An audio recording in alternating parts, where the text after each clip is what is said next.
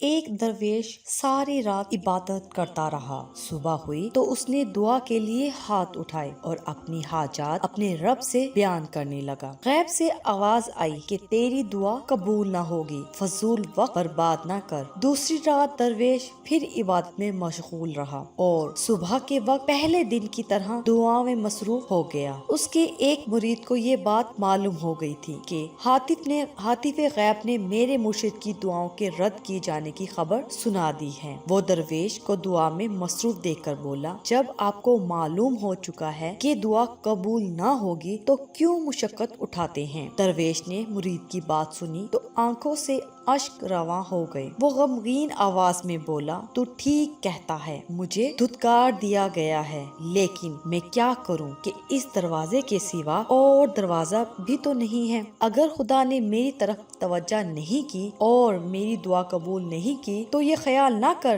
کہ میں اس کا در چھوڑ کر کہیں اور چلا جاؤں گا۔ میرا تو اور کوئی ٹھکانہ بھی نہیں۔ مردانہ کبھی بھی اور کسی بھی حالت میں اللہ کے سوا کسی کو اپنا حاجت روا خیال نہیں کرتا، چاہے وہ با مراد ہو یا نامراد رہے۔ اس کی پیشانی صرف اور صرف مالک حقیقی کی چوکھٹ پر ہی سجدہ ریز رہتی ہے۔ اگر دعا قبول نہیں ہوتی تو بھی اللہ سے نا امید نہیں ہوتا، بلکہ اپنی خامی سے آگاہ ہو کر پھر دستے دعا بلند کرتا ہے۔ ہمارے اس ویڈیو کو لائک کیجیے، شیئر کیجیے اور ہمارے اس چینل کو ضرور سبسکرائب کیجیے۔ شکریہ۔